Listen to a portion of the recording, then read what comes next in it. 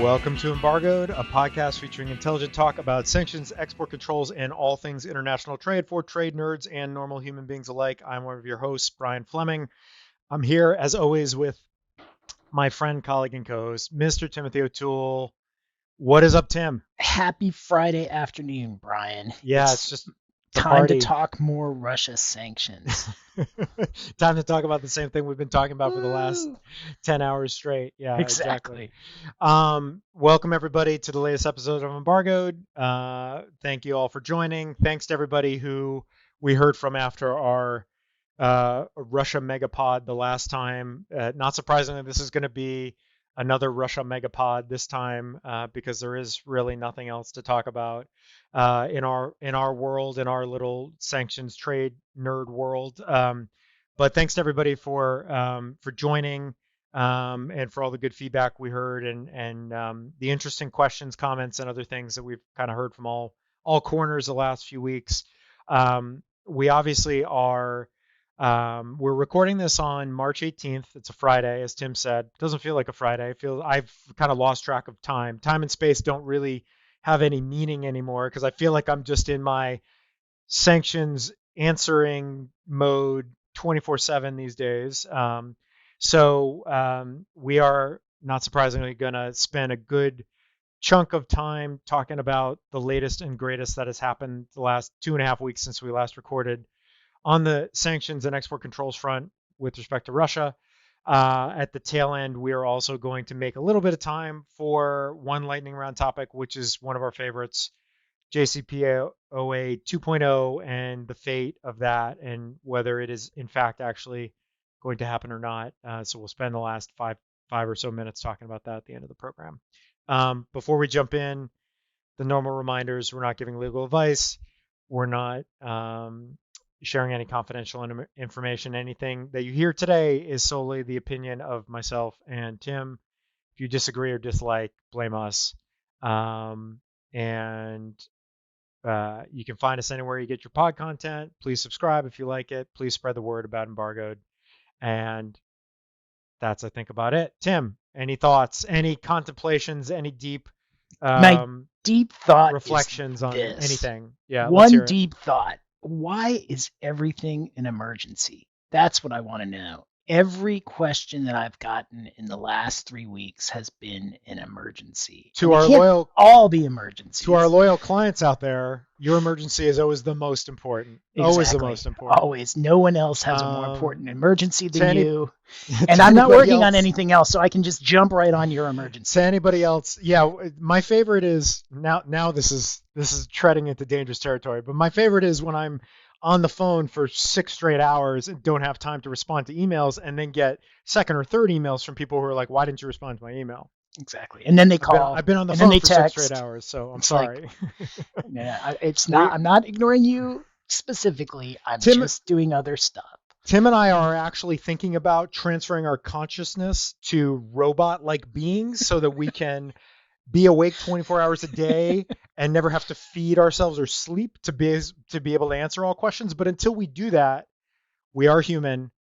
We do have to make time for other things, and so we can't always respond right away. This is devolving, and we're a little punchy, as you may gather, on this Friday afternoon after a very long week of dealing with this yet again for now a month straight. So before we get ourselves into trouble, let's pivot right into let's pivot into the substance of the pod. So let's get started.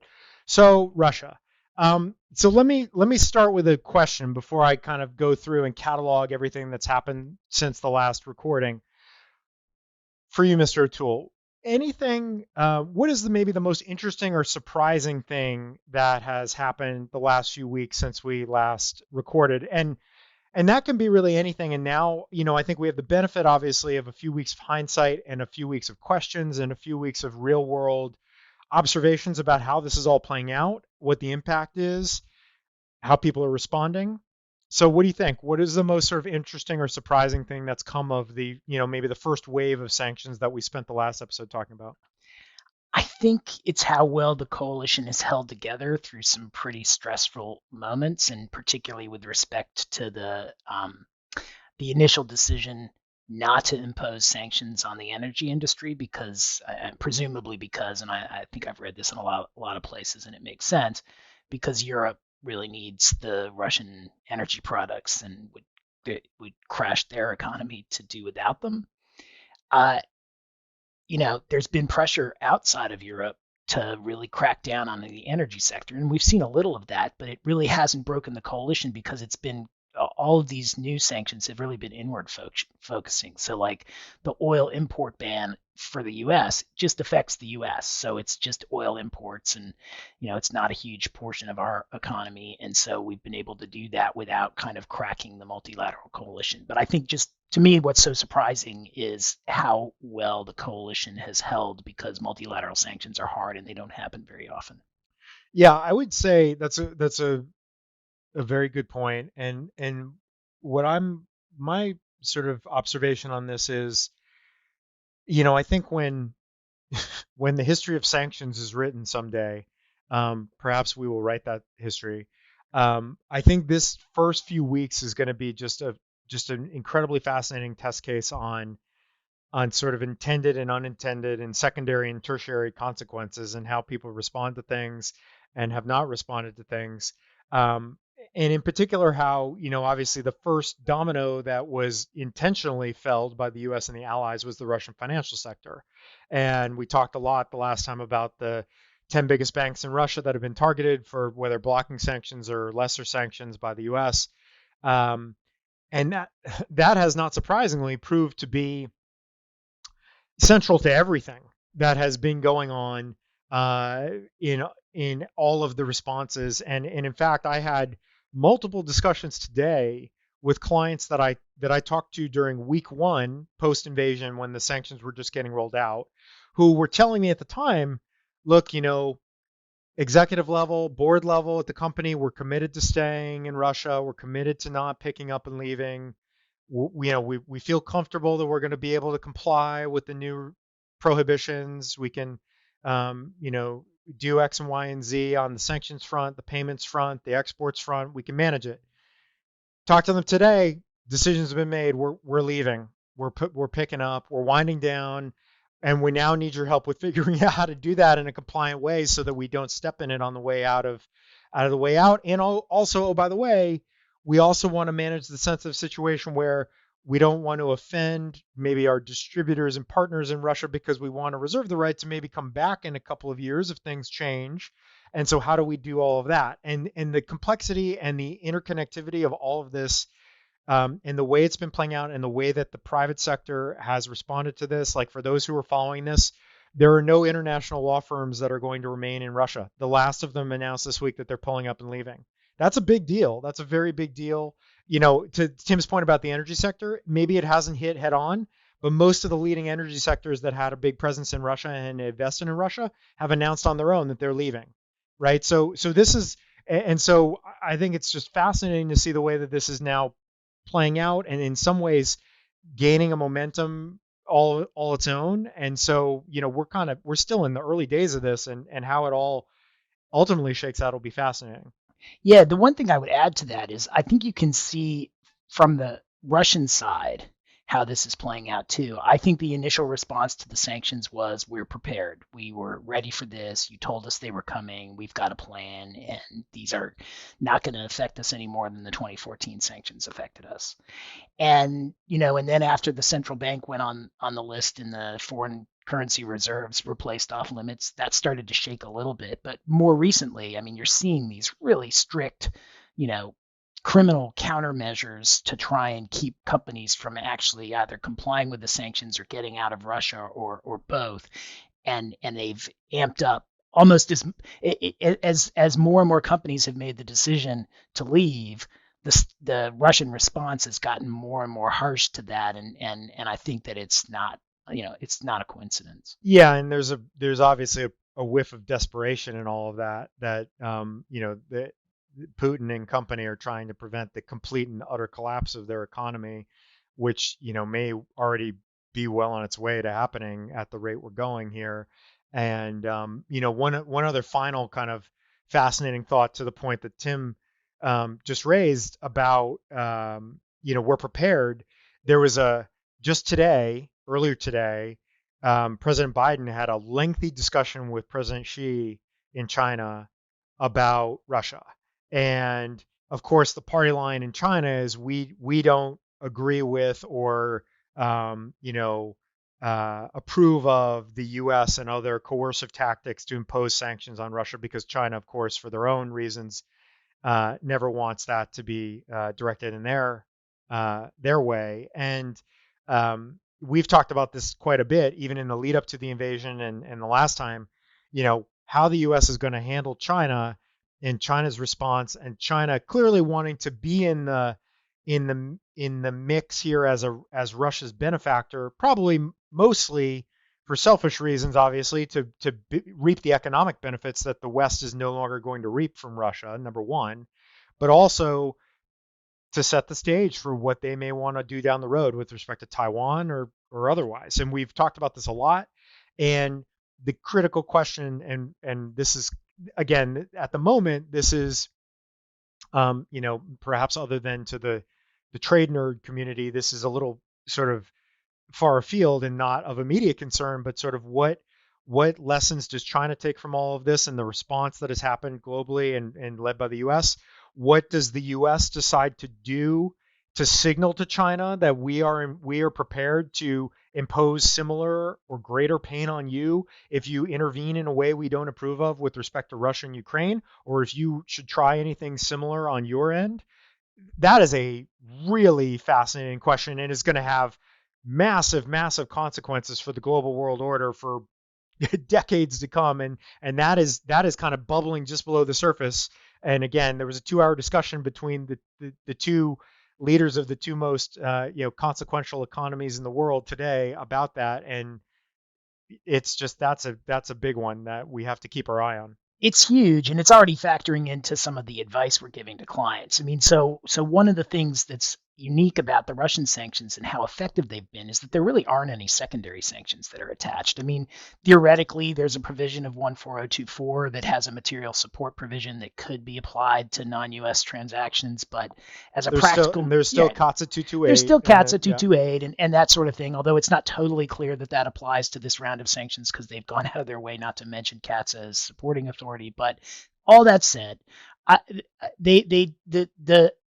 OFAC and the policymakers at Treasury and in the White House have made very clear that these are, U.S. person-based sanctions at this point.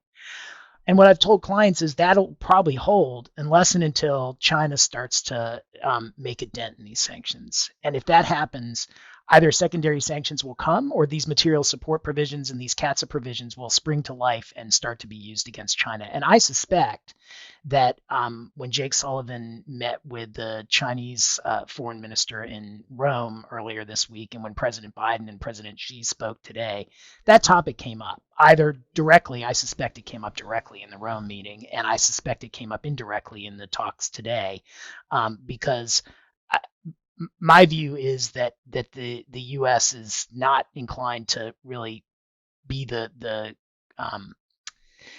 police person on this unless and until China gets involved. And if China does, I think the U.S. will start to try and invoke the U.S. financial system in a way that we haven't seen so far throughout these sanctions. Yeah, and in particular with the point that I started with about Russia's financial sector, as that continues to sink into deeper and deeper depths, there's some suggestion clearly that the Chinese, banking sector is the lifeline that could keep that afloat. And, if they intervene in a big way with respect to certain of these Russian banks that may be, in trouble, then it will be a very interesting question to see what the White House and Treasury decide to do about that, if anything. And so, yeah, I agree. I think those are the big picture questions that I think everybody should be kind of keeping in the back of your minds or thinking about. I mean, we're before we get into some of the nitty gritty of what's happened the last couple of weeks, I do think it's it is useful to kind of remember that there are some of these hugely consequential weighty questions that are kind of floating around out there around all of this. And people have called this the end of the post Cold War era and all the rest of it. And whatever this next era is going to be, I think these are some of the defining questions that are going to set the table for that. Yeah, one more point on that, because I think that again, as quickly as some of the sanctions issues have changed, as quickly as some of the foreign policy issues have changed, I think that China's view, at least from observing from the outside of this conflict, has evolved almost as rapidly. I think at the outset, it sure seemed like China was set to support Russia in this, and that it was at least implicitly analogizing what was going on to the situation in Taiwan. Essentially, what the way that Putin was describing Ukraine as essentially a breakaway Russian province was similar to, I think, the Chinese view as to Taiwan. I think that, and I suspect that China has been a little bit discouraged, I think I'll use that word for now, as to how this has played out for Russia. And I think that to the extent China was inclined to engage in sort of copycat behavior, I think their initial thinking was the same as, at least it's been reported, that Putin's thinking was, which was, this is going to be fast, it'll be ugly, but it will go away quickly, because we're just going to march in, we're going to basically take the government out. We're going to put our own government in, and then we're going to come back to Moscow, and it will be relatively quick, relatively painless, and the world will scream, and then they will go back. Everything will go back to normal relatively quickly. That is not happening, and it's not happening anytime soon, and it might never happen. And the way that that Europe has responded to this, I think, has shocked both China and Russia. I think that the way that that this has been portrayed in the media, and I think, accurately portrayed in the media, has, I think, shocked both China and Russia. And I think that to the extent China was looking to Putin for kind of a role model on this, I think they may be rethinking that decision. And at least recently, like in the last week or so, my understanding is that China has started to turn down Russian requests for assistance in a way that wasn't happening at the beginning. And so that'll be interesting to watch as well, because I think everybody saw those analogies to Taiwan at the beginning, and I think China saw them too. But I'm not sure that China is looking to kind of, you know, walk into this sort of complete and utter mess that Russia has walked into. It may not seem as appealing now as it might have 3 weeks ago. Yeah. No, agreed.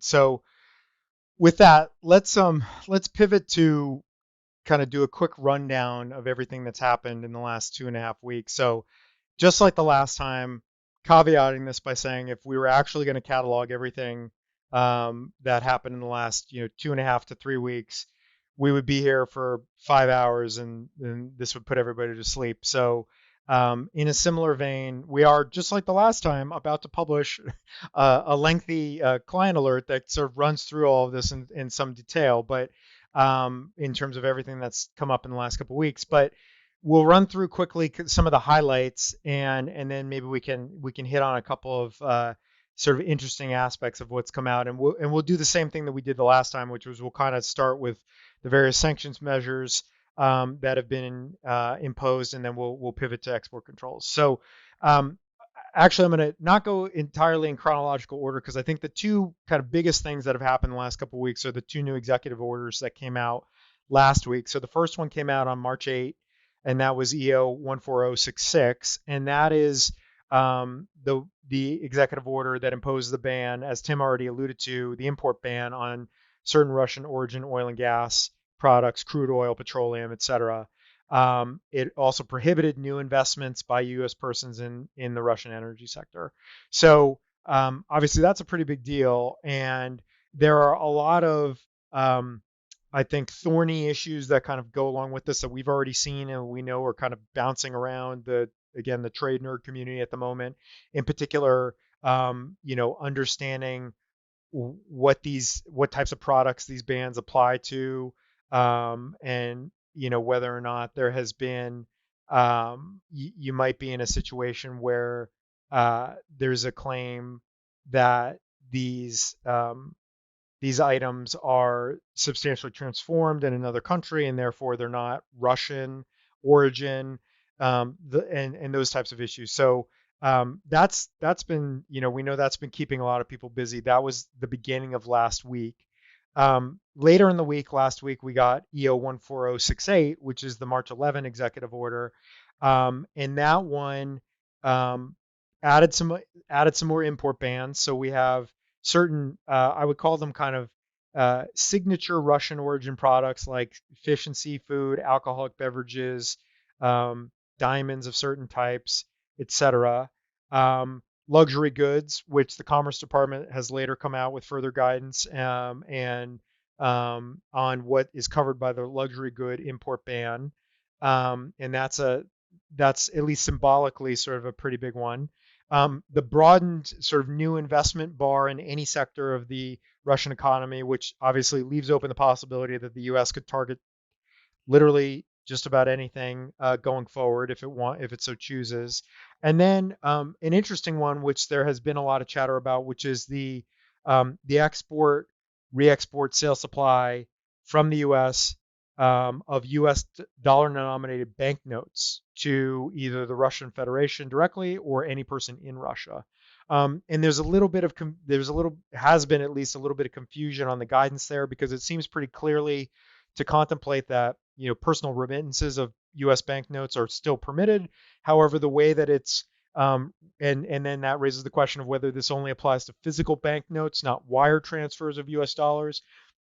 And some of the guidance and the GL that was issued in connection with that, GL 18, I believe, if I'm not getting that number wrong, is a little ambiguous on that. So there's been a lot of chatter on that front as well. Another one to sort of keep in mind in between the issuance of these new executive orders or around them, one thing that we talked about the last time that did come about just a couple days later was the SWIFT ban. And so we mentioned that the US and EU partners had come to consensus that they were going to pull a certain number of Russian banks off of the SWIFT system. And that actually happened on March 2nd. And the 7 banks in total, including a couple of very large ones, VTB and VEB in particular, and a number of others that are subject to other sanctions that were recently imposed. So 7 banks in total from Russia taken off SWIFT. But to Tim's point and to some of the points we talked about earlier, not everybody, not Sberbank, not some of the other largest Russian banks, they have not been taken off. In part, I think, in deference to the wishes of the European allies who don't want to completely kind of shut down those channels to get funds in and out of Russia at the moment. Interestingly, 3 Belarusian banks also are about to be pulled off the Swiss system as well. That's going to happen over the weekend, actually, I believe. So that hasn't happened yet, but that got announced, and that's just more of the trend that we've seen, which is that Belarus, who's kind of been identified as the leading aider and abettor, co-conspirator to Russia in the invasion, is being sort of hit with similar sanctions of a similar measure over the course of the last couple of weeks, and so this kind of follows suit there. Along with this, there have been a whole host of additional designations, many designations, including against some who are involved in intelligence and disinformation campaigns, some who are involved in human rights abuses, more kind of wealthy oligarchs and members of Putin's inner circle. So I've lost track of how many new SDNs have been named in the last couple of weeks. It's a large number, and OFAC continues to sort of pump those out on a regular basis as we go along here each and every week. Along with that, of course, and along with everything that we're talking about, a good number of general licenses and FAQs that are coming along with the issuance of the new executive orders, the issuance of all these new designations. So for anybody who has kind of specific issues that they're digging into on any of these fronts, obviously, first place to look is sort of there on the OFAC website as to whether there might be a GL or an FAQ that's going to speak to any of these things. And then there's a whole host of other things that are also in the works. So beyond, obviously, we already spoke to some of the import bans. There's also the Russia's MFN status, which is in jeopardy, and it looks like it's about to be pulled, which is going to deny Russia the benefits of its membership in the WTO. The U.S. Congress is in the midst of working through and potentially passing legislation to put on President Biden's desk to do that. That may happen very quickly. So that's again another thing that's in the works that's kind of closely tied to everything that we're seeing here. Um, I'll stop there as sort of the my summary of everything that's happened, because again, there's a lot more detail we could get into, but I'll stop there and throw it to you, Mr. O'Toole. So among that group of actions, again, sort of anything that sort of stands out to you, anything that you're hearing from clients that's particularly vexing at this point in terms of trying to manage or navigate among any of the things that we just sort of ran through that are new in the last 2 weeks. So a couple of things. I mean, it's funny. I mean, we've had questions, so many questions on almost all of these topics already, which is pretty unusual. I mean, we were getting questions on the export controls, the new export controls before they were even published. They weren't Yeah. published in the Federal Register. Now, that's in part because the BIS has determined that it can actually make things effective before they're published, which presents Query whether that would stand up under a lawsuit, but yeah. I would think that under the APA that it would not be a rational use of administrative procedure to say you've got to provide notice to people that there's a regulation, but oh, by the way, you can start to impose penalties before the regulation is even published. But that is what the regulation does, and as I've advised all of my clients, don't be the one to test that. Like, if you can comply with it, comply with it. It does make compliance very challenging when you don't even have the published rule when you're supposed to be complying with it. But there you are.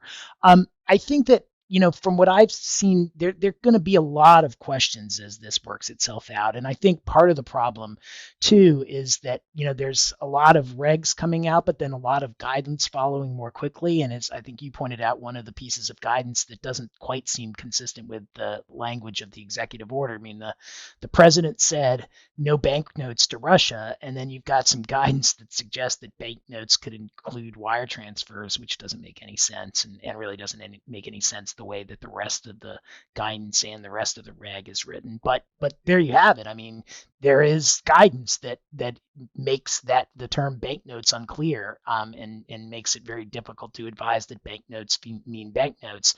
You can say that's my view of it, but I look at this guidance and now I got to scratch my head. I think the other two areas that I've seen, there's some ambiguity in these wind down provisions with respect to the oil import ban that came out.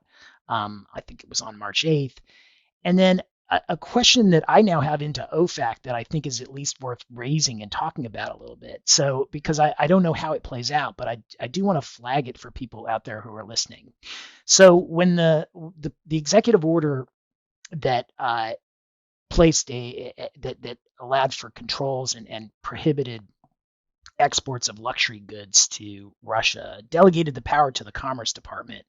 But the language of the executive order actually said that it was unlawful, it was prohibited for both the goods that were defined for any to send them to a Russian party, but it also used the term U.S. persons. So the prohibition applied to U.S. persons. Now, the only regs that have come out since then have been Commerce Department regulations that don't apply to U.S. persons at all. They don't mention the term U.S. persons, but they apply to goods subject to the EAR. So query whether if you have goods that are not subject to the EAR that are sent to Russia, luxury goods, and a U.S. person is involved, is that a problem? Because the executive order would suggest yes, but the Commerce Department, which is delegated the authority to create rules with respect to the executive order, says no. And so I don't know the answer to that question. I mean, the safe advice that I would give is the executive order prohibits U.S. persons from doing this, so you're going to have to comply with that by not having U.S. persons involved in the transport of luxury goods or the sale of luxury goods to Russia, even though they're not regulated by the Commerce Department. So the moral of the story there is if you're a U.S. person who's over in Milan at the moment, stocking up on expensive Italian handbags, thinking that you're going to ship them over to Russia because those handbags are not subject to the AR, think twice before you do that based on the ambiguity that Tim just raised. It's exactly right. You've got all of these sorts of conundrums. I mean, and in the same way, like, if you are importing expensive Russian vodka? Like, when do you have to get it into the country Yeah. by? I mean, And I mean, look, I think that again, to the luxury goods export ban and the some of the import bans in particular, not necessarily the crude oil petroleum um, ban, but the certainly the kind of signature Russian products like fish and seafood and alcohol, etc. I think if you look at those from a dollar standpoint, it's not a big amount, right? It's not a big volume. It's not a big percentage of the trade of the U.S. Russia trade. It's these are highly symbolic measures, obviously, and the U.S. Is very fond of doing this. OFAC and others are very fond of doing this because it sort of sends a real it sends a real signal to the Russians that we mean business and we're going to kind of hit you where it hurts, which is in these items perhaps that you have a lot of pride in or that maybe have value that is outsized their pure economic value. So that's one thing I would say. The other thing that I would say here too is like we've seen in many other regimes that are kind of rapidly expanding, and obviously this is rapidly expanding at a pace that we've never seen before, quite frankly. This is just mushrooming and growing exponentially kind of week by week in terms of the different aspects and elements that are being built out, new executive orders that are being rolled out, et cetera. Is we now have the new investment in any sector provision in EO 14068 now, which is obviously a clear signal that look, we could come for anything, right? All bets are off here, and we've seen this before. We've seen this with Venezuela. We've seen this in other programs where recently in Burma, we've seen that the U.S. kind of loves to do this. Is like a favored tactic of how these are now designed because it gives so much flexibility and so much weight to the potential kind of future directions. And we actually got a question earlier today about something about this, which is, well, how am I going to talk to clients about whether they should be worried about this? And the reality is that obviously this isn't just kind of self-activating. The Treasury and State Department and others have to confer and decide what sectors they're going to target for these bans, and then take some steps to to designate people or to sanction people. But as a practical matter, if you're advising companies or you are in a company where you're thinking about whether we could be impacted by this, you really do have to take a hard look at the industry that you're in and the industries you interface with, and whether or not that you could be next on the list. I mean, another thing related to this that has become a fascinating kind of point of discussion that I know I've had this come up multiple times in the last couple of weeks is everybody is sort of paying attention. I think OFAC and the U.S. sanctions still lead the way and are of greatest interest and are of great and kind of strike the most fear in people around the world. But because allies, and in particular the EU and the UK, are being very forward-leaning on their actions as well, there's a lot of tea leaf reading about what the UK and the EU are doing and whether or not it's just a matter of time before before OFAC goes after these same individuals. There are some very high-profile wealthy Russian persons that have been sanctioned in the UK or the EU of late that are not sanctioned yet by the U.S. by OFAC, so-called oligarchs, which is a friend. I say so-called oligarch because we had a discussion about that term, a very deep philosophical discussion about that term and what a loaded term that is, and how that's become kind of a marketing tagline for the U.S. and others to just kind of smear the various individuals that are being sanctioned here. And look, sometimes clearly I think it's warranted, other times perhaps not. So we're just throwing that out there. But I think this has created a big it's kind of a hornet's nest of activity that is bubbling around all of these different regimes. And now there's a lot of, oh, wait a minute, so and so was just sanctioned in the UK, and now, and I'm not going to mention names because some of these impact our clients directly, and some of these impact other companies that we do provide advice to. So we're not going to this is on name a any no names. names basis. This is on a no names basis, but obviously that's become kind of a fascinating exercise. Is that there's so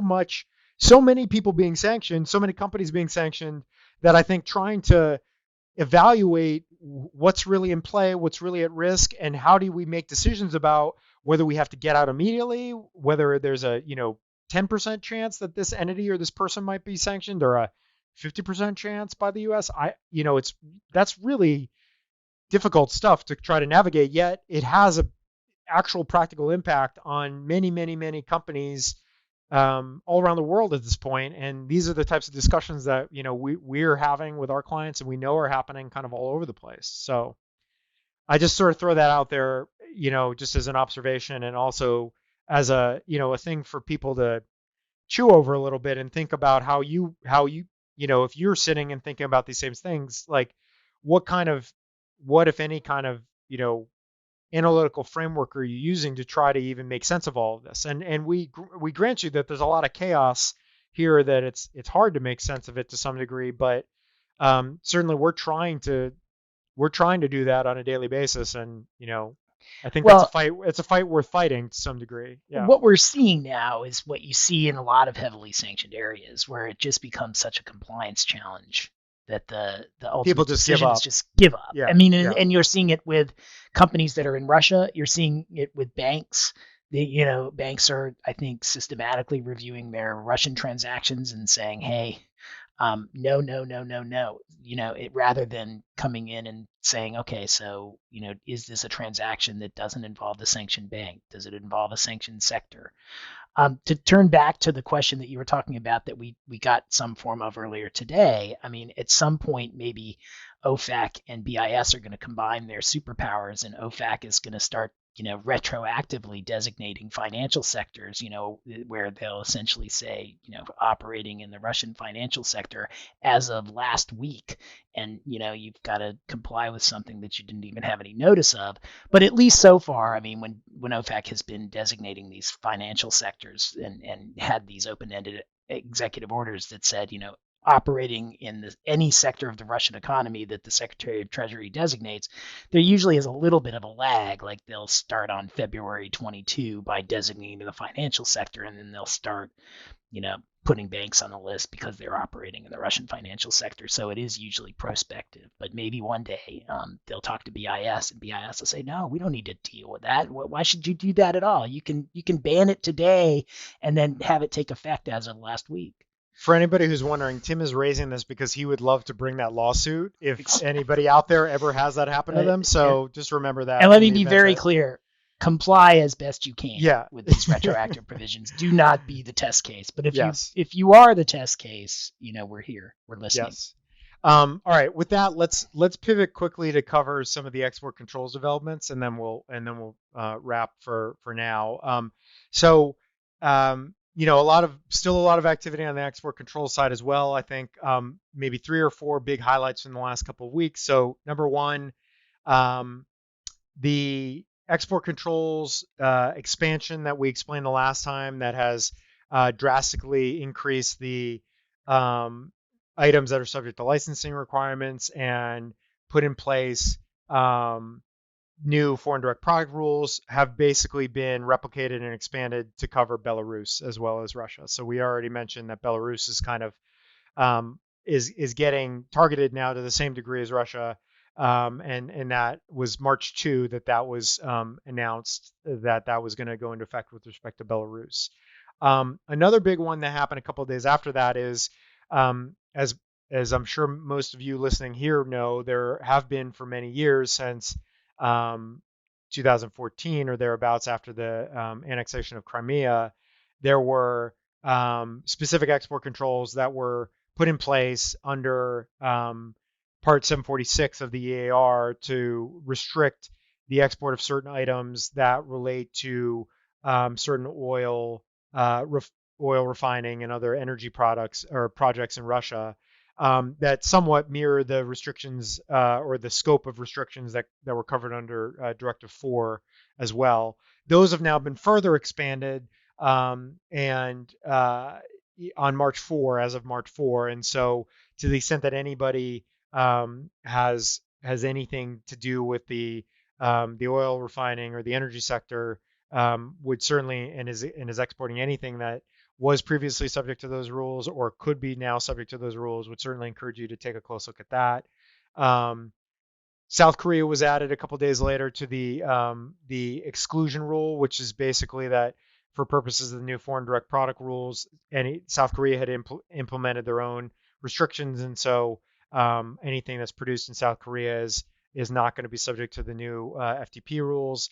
And then, as we already talked about quite a bit, BIS was given authority to set forth controls on the and restrict the export of luxury goods. And so that came out about a week ago on March 11, and that has now been put out. And there's a new supplement 5 under Part 746 that deals with the luxury goods.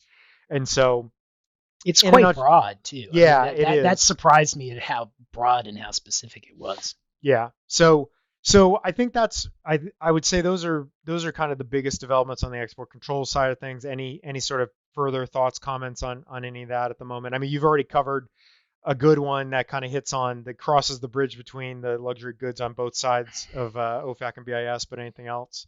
No, I mean, I've been a little hard on BIS. I mean, let's we love you, BIS. Let's be nice to them too, all because respect I to do. BIS. I have friends there, and I do respect that they have a really hard job to do, especially right now. And I will say that I thought that the regs themselves have been quite good. Like, on the one hand, I'm not crazy about their effective dates, but I am impressed with how quickly that they've been able to bring together some pretty comprehensive regs on these. And as hard as we've been working, I think that our friends at BIS and OFAC have probably been working even harder. So kudos to them for all of the work that they're doing on these sanctions issues. And I am really impressed with how they've been using sanctions and export controls like a scalpel, and not like a meat cleaver like has happened with some of the other programs. No sleep for the trade nerd community in Washington, D.C., whether private sector or public sector. So I think that's right. So okay, with that, maybe any final thoughts before we sort of wrap up our Russia rundown for today? I mean, I think one thought I'll leave everybody with, which I think we sort of hit on hard the last time, and obviously that has proven to be true, is that expect that this is going to continue to evolve, continue to expand, continue to change in unanticipated ways over the next few weeks and beyond. And you just have to be, from a compliance standpoint, you just have to be hyper vigilant at this point. I think anybody who has any exposure or dealings with any Russia related anything just has to be really doing their level best to just stay on top of this. And that goes not just for folks in the States, but anywhere. And I'd say to that point, I mean, we're literally getting calls from all around the world at this point. And I think everybody is appreciating the magnitude of this and the challenge here, and trying to do their best to comply and to figure out what they need to do to make sure they don't get tripped up here in the early days of all these new rules and prohibitions. Yeah, I've got kind of two parting thoughts on this. First, enforcement. So obviously it's too early to see enforcement yet, but there's a lot of enforcement efforts going on and a lot of talk coming from the enforcement agencies that these sanctions are going to be enforced more vigorously than any others, or at least as vigorously as the Iran sanctions have been, which I think are probably the high point of enforcement other than these. I'll be curious to see if that happens. I think it will. I think a lot of resources and attention are being devoted to those issues, but it's really far too soon to tell because these sanctions have been so recent, although they are effective. And so I'll be curious to see how quickly enforcement ramps up. The other thing is I'll also, and it's related, is whether we're kind of close to the end. I mean, I think that the only place that I would have predicted sanctions would go, or export controls would go with respect to Russia, is the energy sector. That really hasn't been hit hard. And I think it kind of goes back to the initial point that I raised about the multilateral coalition holding. I mean, that's where it will break. That's where Europe and the US and particularly, the US and Germany, to be more concrete about it, potentially part ways, because Germany and the rest of Europe, for what's Europe now after Brexit, are quite dependent on Russian oil. And now that the winter is ending, maybe they're less dependent for a little while, but they're still quite dependent on Russian oil. And so it's not a coincidence that the wind down license lasts until mid-June. It's not a coincidence, in my view, that despite the strong pressure to cut back on Russian energy, the measures that have been taken have been kind of country by country and really related to import and not really related to Russian energy sales generally. There hasn't been any real move to cut off the banks from financing transactions in the energy sector. No real move to cut down on the general license that allows this to go on until June. I'm curious both to see whether that dynamic holds till June, and then what happens after June. Do the energy sector sanctions start to increase? It's really the only place that I could see them going bigger, and I'll be curious to see whether that happens. Yeah, I'll just make one final comment to build on the enforcement point that you raised, which is for those who aren't aware, there is a multilateral Russian oligarch task force, which of course has the pithy, um, uh, abbreviation of it's known as the Russian Elites, Proxies, and Oligarchs Repo multilateral task force, which was announced by the White House, I think on the day we actually recorded the last pod. They had the first virtual meeting. It's chaired by or sort of led by the Attorney General and the Secretary of Treasury, and then involves I think the finance ministers and other senior government officials from many different allied countries who are very closely aligned on all of this. And it's designed to go after and stop sanctions evasion, money laundering, seize and freeze assets of sanctioned Russian oligarchs and other individuals, etc. So they've made a lot of noise around this. They love to as a DOJ alum, I know that they love task forces over at DOJ. They love to announce these things, big and noisy. That does suggest that there's a surging of resources, obviously, to try to accomplish these goals. But what comes out of it, it'll be interesting to see. To Tim's point, we're too early to really know what the enforcement cadence is going to look like here. But that's another piece of it that I think we're going to see, along with perhaps more designations, more more civil monetary penalties, et cetera, on the OFAC side of things. So just another thing to keep in mind as things evolve here. So with that, let's leave Russia behind, sort of, although it's going to come up in the last discussion. And let's pause for the lightning round sound effect. One topic today, JCPOA 2.0. So just quickly, for those who haven't been following this because you've been preoccupied with Russia or other things, the latest news coming out of Vienna is that they are very close to a deal for the U.S. to re-enter the JCPOA and for Iran to get back in compliance with its obligations under the deal. There has been a bit of intrigue the last couple of weeks because Russia, who is a signatory to the deal, was making some noise that it would not approve, bless, or otherwise sign on to a new deal if there was going to be a threat of sanctions by the U.S. or others against them for either conducting business with Iran under this new deal, or perhaps even in connection with the sanctions that are being levied against them for the invasion of Ukraine. It seems as if that maybe has subsided and Russia is not going to stand in the way of this, but we shall see. And now it looks like by the latest news accounts that are coming out just today that there may be, in fact, effectively a written agreement or understanding for the reentry of the U.S. to the JCPOA, or JCPOA 2.0, as we like to call it, and for Iran to come back into compliance as well. Of course, Iran says, well, the ball's in the U.S. court, and the U.S. has to decide if it's going to get on board with this, and the U.S. says, well, the ball's in Iran's court, and they have to decide if they're going to comply.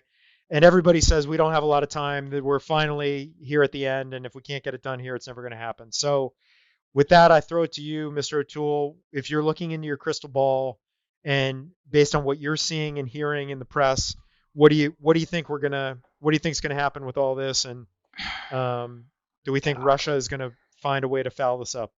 I think so. I mean, it's sad that we can't even talk about Iran anymore without talking about Russia. Russia has just spilled over into everything. I mean, we've now had like the last 4 podcasts, and we've barely talked about China. We barely talked about Iran. It's all Russia all the time. And even the JCPOA story is really all about Russia right now, because in some ways it is, yes. I mean, the deal was cut by all accounts. There really it was being finalized, and then Russia swooped in and basically said no deal unless we're the sanctions on us are part of it, which is insane, right? I mean, it's just as much bad faith as the U.S. bad faith in withdrawing from the deal in 2018, and so if not more, because at least when they withdrew from the deal in 2018, they didn't withdraw from like 9 other deals that had nothing to do with Iran, and that's what Russia coming in and talking about the Russia sanctions in the context of the JCPOA negotiations is like.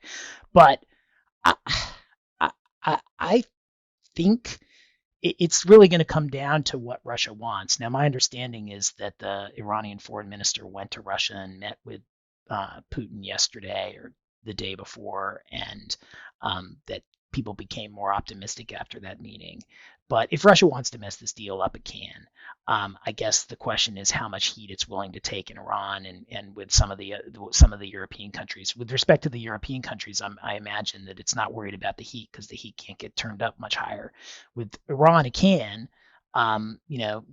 My understanding is that at least officially Iran is against the invasion of Ukraine by Russia, but it hasn't been that vocal about it. I think that it could be another country that is mobilized against Russia, and Iran would have a real grievance with Russia if it were to mess up the deal at the 1 yard line. But I'm giving up, I think, on predicting what's going to happen with the JCPOA, because just when I think that it's there, it's not there. I think the last time I took the under, you took the over. You were on the yes side, I was on the no side. Um, I do think that from all the reports coming out, it seems that if assuming that Russia has actually abandoned its demand that perhaps certain sanctions directed its way that have nothing to do with Iran, that are just purely Ukraine related, be part of any discussions or part of their signing on to this. Um, what is coming out suggests that what they care about really is not being targeted for sanctions if they are going to sort of fully, get back into the Iranian market in with 2 feet after the sanctions relief comes. And I think that the U.S. has given some somewhat kind of tepid reassurances there that we will comply with everything that we must comply with under the terms of the sanctions relief. And that sort of reading between the lines, it suggests Russia, we're not going to come after you if you avail yourself of the opportunity to do business with Iran and it's compliant with the sanctions relief. So yeah, we shall see. I just don't know. I think you're right. I've kind of given up deciding, or trying to I, prognosticate here. I always come back to where I started with all this, which is you have two sides that want to get a deal done. You'd think you'd be able to get a deal done, and I think that dynamic hasn't changed. It's why we're still here, because I think in any normal deal, a year and plus in where each side has basically said this should only take a few months, I think both sides would give up and walk away. And the reason they haven't is because I think fundamentally there should be a deal here. And I've always thought there would be a deal here, but now I'm just like every time it gets close, it gets messed up. And so I don't, and honestly, today even I saw reports that the Iranian nuclear program was doing things that it shouldn't under the deal, and that the IAEA was making comments that suggested that Iran may not be able to comply with its nuclear commitments. So that is another thing that could obviously really mess up the deal, because from my perspective, the U.S. wants the deal because that's the benefit that it got and was getting in 2018 when the U.S. walked away, and that's the benefit it wants to get back. If that's not going to happen, the U.S. will walk away from this deal as well. Right, I agreed. One sort of final parting thought to give you, which is if we if we're in a world where this deal does happen, and isn't it's a fascinating thought experiment to think that it might be easier to do business in Iran than in Russia by the end of 2022. And that could very well be the case, especially for it's also sort of related fascinating question is whether people who are were kind of burned the last time by their experience getting into Iran, or just like, no, thank you. I don't care what reassurances I have. There's no chance that I'm going to go back into this until I make sure that it sticks, perhaps for some period of time. And two, those who are just dealing with the kind of fallout from the Russia situation and having had to pick up and leave Russia are going to have the stomach to deal with trying to get back into Iran, um, you know, let's say late this year, next year, whenever it's going to be. So again, I don't have answers to those questions necessarily, but just fascinating questions especially for those who are sitting in Europe, who are the most likely to, want to pursue this again. Yeah, and just on one of those points, Brian, I mean, it's 2022 and now it's getting into the spring of 2022. If I were sitting in Europe and I see a JCPOA, let's say that it gets signed in April. That seems optimistic. And that's optimistic. That's way optimistic. But let's say let's be as optimistic as possible. It gets signed in April, and I've got to ramp up to start doing business in Iran again. And we'll see the terms of whatever this JCPOA are, but the finance is going to be tough.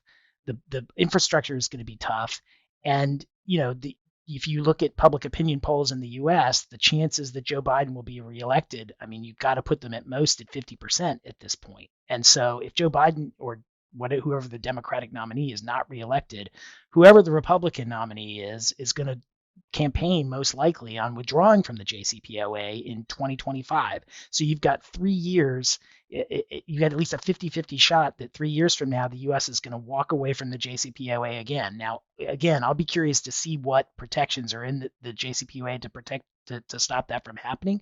But it's hard to imagine that there could be any, because it's just, this is not a treaty. It's easy for a new president to undo what an old president has done if it's not at the treaty level. And so I just don't see how there could be the type of certainty with this new deal that would allow people to say, I'm going to start throwing resources into the Iran market, even though the old sanctions drove me out, knowing that 2 to 3 years from now, there's at least a 50-50 chance that those sanctions are going to come back into place. Well, I'll say this. I look forward to having many, many discussions about whatever the new version of General License H is, and whether or not U.S. companies can allow their foreign subs to get into Iran, and ultimately having most of them decide it's too hard, right. which is precisely what happened the first time, and is right. Probably almost certainly going to be exactly the way it gets analyzed the next time. So, but with Tim's eloquent sort of takedown of the sort of fundamental flaw of this whole thing, we'll see if that many loyal Embargoed listeners around the table in Vienna. So that might be enough to move the needle, just based on Tim's comments there. No, I think this trade deal makes sense for so many reasons that I hope they do it. But boy, I just don't know how you fix that problem of the fact that it could go away, in 2.5 years. Like, how does anybody rely on a deal there's a 50-50 chance that it's a 2-year shelf life? Yeah, well, I have no answers to that. So with that, we will leave you to ponder until our next episode, which will be this will be up sometime next week. We'll be back early April. Who knows where we'll be at that point with Russia or anything else. Maybe we'll manage to talk about something other than Russia the next time. Maybe we'll force ourselves to talk about something other than Russia the next time, just for our own amusement. But in any event, any final thoughts before we shut it down for this long, eventful week? I want to talk about Venezuela next time. I think we should talk about there may be some developments there, and I think that's true. Let's talk about Venezuela. That's true. We won't step on the next pod, but yeah, there's some sort of rumblings about maybe some things going on with Venezuela. So let's save that for next time. Maybe we can make it the non-Russia episode. That'll probably be the lowest listened to rated episode in the history of Embargoed, but because we buck the tide of public interest to go the complete opposite direction. We're trying to make a podcast that nobody will listen to. We're doing one for you, one for us here at Embargoed. So anyway, until next time, hope everybody stays well and stays sanctions free. Stay sanctions free, everybody, and get some sleep. Bye, everybody.